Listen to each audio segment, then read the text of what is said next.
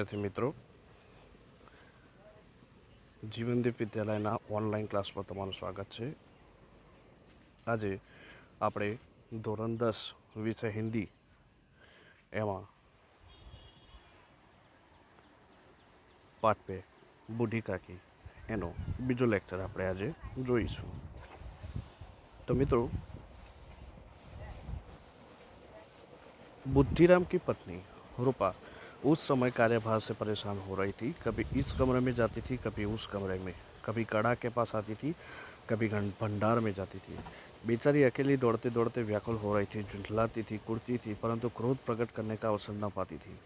इस अवस्था में उसने बूढ़ी काकी को कड़ा के पास बैठे देखा तो जल उठी. क्रोध न रुक सका. जिस प्रकार मेढक के केचुओं पर झपटता है, उसी प्रकार वह बूढ़ी काकी पर झपटी और उन्हें दोनों हाथों से झटक कर बोली, ऐसे पेट में आग लगे, पेट है या भांड. कोठरी में बैठते हुए क्या दम घुटता था? अभी मेहमानों ने नहीं खाया, भगवान को भोग नहीं लगा, तब तक धैर्य न हो सका. बूढ़ी काकी ने सिर उठाया, न रोई न बोली, चुपचाप रेंगती हुई अपनी कोठरी में चली गई. भोजन तैयार हो गया. आंगन में पतले पड़ गई. मेहमान खाने लगे. बूढ़ी काकी अपनी कोठरी में जाकर पश्चाताप कर रही थी कि मैं कहाँ चली गई. उन्हें रूपा पर क्रोध नहीं था, अपनी जल्दबाजी पर दुख था. सच ही तो है, जब तक मेहमान लोग भोजन न कर लेंगे, घर वाले कैसे खाएंगे. मुझसे इतनी देर भी न रहा गया. अब जब तक कोई बुलाने न आए न जाऊंगी. तो बूढ़ी काकी को दिल से बहुत दुख हुआ और वो मन ही मन सोचती रही कि अब जब तक कोई बुलाने ना आएगा तब तक मैं नहीं जाऊंगी. मन ही मन इस प्रकार का विचार कर वह बुलावे का इंतजार करने लगी. वह मन को बहलाने के लिए लेट गई. धीरे धीरे एक गीत गुनगुनाने लगी. उन्हें मालूम हुआ कि मुझे गाते देर हो गई. क्या इतनी देर तक लोग भोजन कर रहे होंगे? किसी की आवाज़ नहीं सुनाई देती. अवश्य ही लोग खा पी कर चले गए. मुझे कोई बुलाने नहीं आया. रूपा चिढ़ गई है, क्या जाने न बुलाए. बूढ़ी काकी चलने के लिए तैयार हुई. रूपा की जो बुद्धिराम की पत्नी थी, बुद्धिराम की जो वो बूढ़ी काकी का भतीजा था. बूढ़ी काकी चलने के लिए तैयार हुई. मुझे विश्वास है कि एक मिनट में पुड़िया और मसालेदार सब्जियां सामने आएगी. उनकी स्वादेंद्रियां गुदगुदाने लगी. उन्होंने मन में तरह तरह के मसूबे बांधे. पहले सब्जी से पुड़िया खाऊंगी, फिर दही और शक्कर से कचौड़ी रायते के साथ मज़ेदार मालूम होगी.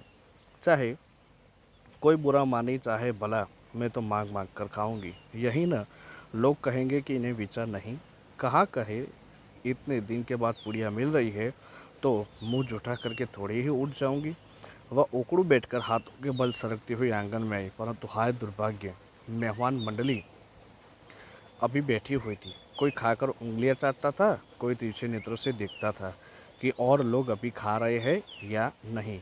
इतने में बूढ़ी काकी रेंगती हुई उनके बीच में जा पहुंची. पंडित बुद्धिराम काकी को देखते ही क्रोध से तिल मिला गए. लपक कर उन्होंने काकी के दोनों हाथ पकड़े और घसीटते हुए लाकर उन्हें अंदर कोठरी में धम से पटक दिया. मेहमानों ने भोजन किया, घर वालों ने भोजन किया. बाजे वाले धोबी नाव भी भोजन कर चुके थे, परंतु बूढ़ी काकी को किसी ने न पूछा. बुद्धिराम और रूपा दोनों ही बूढ़ी काकी को उनकी निर्लज्जता के लिए दंड देने का निश्चय कर चुके थे. उनके बुढ़ापे पर, दीनता पर किसी को करुणा न आई. अकेली लाडली उनके लिए परेशान हो रही थी. लाडली को काकी से अत्यंत प्रेम था. वो झुंझला रही थी कि वे लोग काकी को बहुत सी पुड़िया क्यों नहीं दे देते. क्या मेहमान सबकी सब खा जाएंगे? और यदि काकी के मेहमानों के पहले खा लिया तो क्या बिगड़ जाएगा. वह काकी के पास जाकर उन्हें धैर्य देना चाहती थी, परंतु माँ के डर से न जाती थी. उसने अपने हिस्से की पुड़िया बिल्कुल न खाई. उन पुड़ियों को काकी के पास ले जाना चाहती थी. उसका हृदय अधीर हो रहा था. बूढ़ी काकी मेरी बात सुनते ही उठ बैठेंगी. पुड़िया देखकर कैसे प्रसन्न होगी. मुझे खूब प्यार करेंगी. रात के 11 बज गए थे. रूपा आंगन में पड़ी सो रही थी. लाडली की आंखों में नींद न थी. काकी को पुड़िया खिलाने की खुशी उसे सोने न देती थी. जब विश्वास हो गया कि अम्मा सो रही है तो वह चुपके से उठी और बूढ़ी काकी की कोठरी की ओर चली. बूढ़ी काकी को केवल इतना याद था कि किसी ने मेरे हाथ पकड़कर घसीटे और फिर ऐसा मालूम हुआ कि जैसे कोई पहाड़ पर उठाए लिए जाता है. उनके पैर बार बार पत्थर से टकराए. तब किसी ने उन्हें पहाड़ पर दे पटका हो वे मूर्छित हो गई. जब वे सचेत हुई तो किसी की जरा भी आहट न मिली. मूर्छित होना यानी कुछ समय के लिए बेहोश हो जाना। उन्हें समझा कि सब लोग खा पीकर सो गए। यह विचार कर काकी निराश में संतोष के साथ लेट गई। ग्लानि से गला भर भर आता था, परंतु मेहमानों के डर से रोती न थी। सहसा उनके कानों में आवाज आई, काकी उठो, मैं पुड़िया लाई हूँ।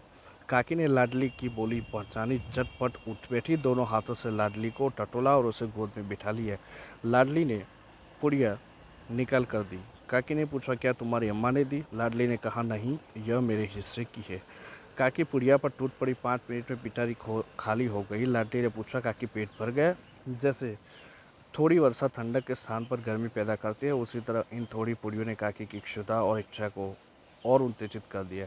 बोली, नहीं बेटी, जाकर अम्मा से और मांग लाओ। लाडली ने कहा, अम्मा सो गई, जगाऊंगी तो मारेगी। काकी ने पिटारी को फिर टटोला। उसमें कुछ खुरचन गिरे थे, उन्हें निकाल कर वे खा गई। बार बार होठ चाटती थी, चटकारे भी भरती थी।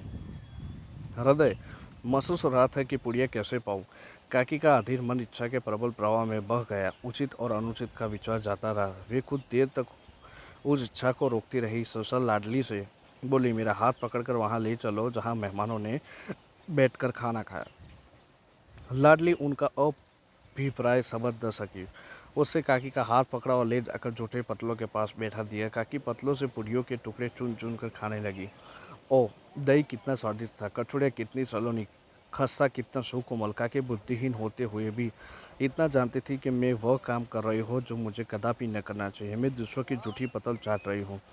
परंतु मित्रों, बुढ़ापा तृष्णा रोग का अंतिम समय है, जब संपूर्ण इच्छाएं एक ही केंद्र पर आ लगती है। बूढ़ी काकी में यह केंद्र उनकी स्वादेंद्रिय थी। ठीक उसी समय रूपा की आंखें खुली। उसे मालूम हुआ कि लाडली मेरे पास नहीं है। चौकी चारपाई के इधर उधर देखने लगी कि कहीं नीचे तो नहीं गिर पड़ी। उसे वहां न पाकर वह उठी तो क्या देखती है कि लाडली जूठे पतलों के पास चुपचाप खड़ी है और बूढ़ी काकी पतलों पर से पुड़िया टुकड़े उठा कर खा रही है। रूपा का हृदय सन्न हो गया। यह वह दृश्य था जिसे देखकर देखने वालों के हृदय कांप उठते हैं। ऐसा प्रतीत होता मानो जमीन रुक गई, आसमान चक्कर खा रहा है, संसार पर कोई विपत्ति आने वाली है। रूपा को क्रोध न आया। शोक के सम्मुख क्रोध कहा। करुणा और भय से उसकी आंखें भर आई। इस अधर्म के पाप का भागी कौन है? उससे सच्चे हृदय से गगन मंडल की ओर हाथ उठाकर कहा, परमात्मा, मेरे बच्चों पर दया करो। इस अधर्म का दंड मुझे मत दो, नहीं तो मेरा सत्यानाश हो जाएगा। रूपा की और स्वार्थपरता और अन्याय इस प्रकार प्रत्यक्ष रूप में कभी न दिख पड़े। वह सोचने लगी, हाय कितनी निर्दयी हूँ, जिसकी संपत्ति से मुझे 200 रुपया वार्षिक आय हो रही है, उसकी यह दुर्गति, और मेरे कारण। हे दयामय भगवान, मुझसे बड़ी भारी गलती हुई, मुझे क्षमा करो। रूपा ने दिया जलाया, अपने भंडार का द्वार खोला और एक थाली में सारा भोजन सजा कर लिए हुए बूढ़ी काकी की ओर चली। उसे कथा वृद्ध स्वर में कहा, काकी उठो, भोजन कर लो, मुझसे आज बड़ी भूल हुई। उसका बुरा न मानना। परमात्मा से प्रार्थना कर दो कि वे मेरा अपराध क्षमा कर दे। भोले वाली बच्चों की भांति जो मिठाइयाँ पाकर मार और तिरस्कार सब भूल जाता है, बूढ़ी काकी सब भुला कर बैठी हुई खाना खा रही थी। उसे एक एक रोए से सच्ची सदिच्छाएं निकल रही थी। रूपा बैठी इस स्वर्गीय दृश्य का आनंद लेने में निर्मग्न थी। मित्रों, अब हम शब्दार्थ देखेंगे। तो शब्दार्थ में सबसे पहले है पुनरागमन, माने वापस आना। आर्तनाद, दुख भरी चीख, सब्ज बाक, झूठे सपने, क्षुधावर्धक, भूख को बढ़ाने वाली, रक्षागार, सुरक्षित स्थान, दिक करना, हैरान करना, उद्विग्न, चिंतित, सचिदाय, शुभकामना, अच्छी इच्छा, सेतु माने पुल, ग्रास कौर, मसुम्बे, कल्पनाएं, इच्छा, रसस्वादन, स्वाद लेना माने आनंद लेना। उसके बाद आता है मित्रों मुहावरा। सब्ज बाग दिखाना माने अपना काम साधने के लिए बड़ी बड़ी आशाएं दिलाना। तो विद्यार्थी मित्रों, आपको शब्दार्थ, मुहावरा और स्वाध्याय अपनी नोटबुक में लिखना है।